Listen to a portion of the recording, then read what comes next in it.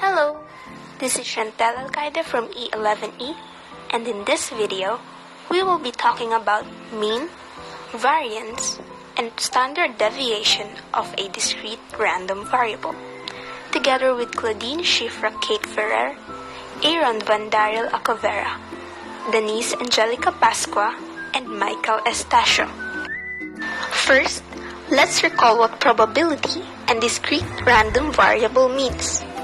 Probability is the ratio between the number of a favorable outcome and the total number of possible outcomes.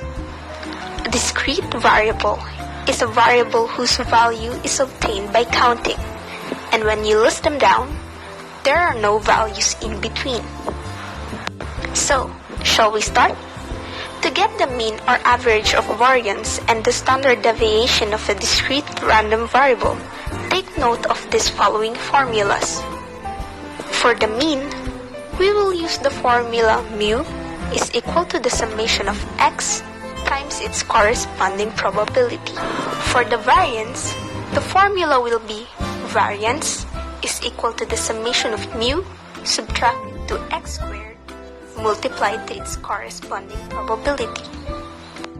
Lastly, to get the standard deviation, the formula that we're going to use is standard deviation is equal to square root of sigma squared. Now, for further understanding on how to get the mean, variance, and standard deviation of a discrete random variable, let's take a look at the example that we have prepared.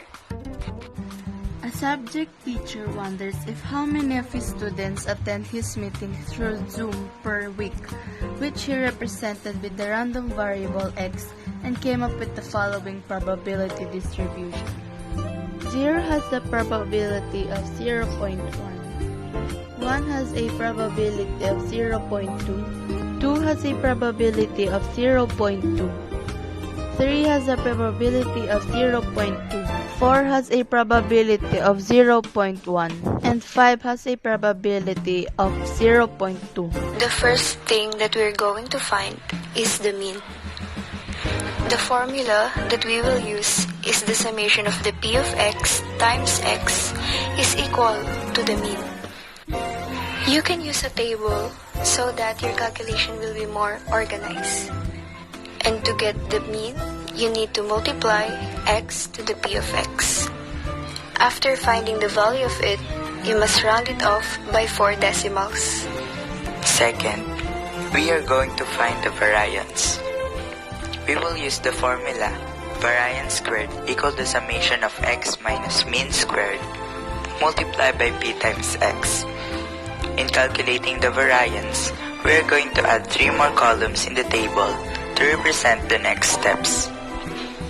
Subtract from each value of x, then square each number in step A or multiply it by itself. Multiply each answer in step B with corresponding probability, p times x. Lastly, we will get the sum of all products from step C. Note that there may be negative differences in the x minus mean column, but the negative sign disappears once we do the squaring operation for the x minus mean squared column.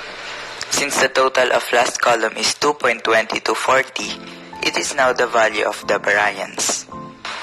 To get the standard deviation, we simply take the square root of the variance with the formula standard deviation equals square root of standard deviation squared, so will be obtained square root of 2.2240, so that value of the standard of deviation will be 1.1413.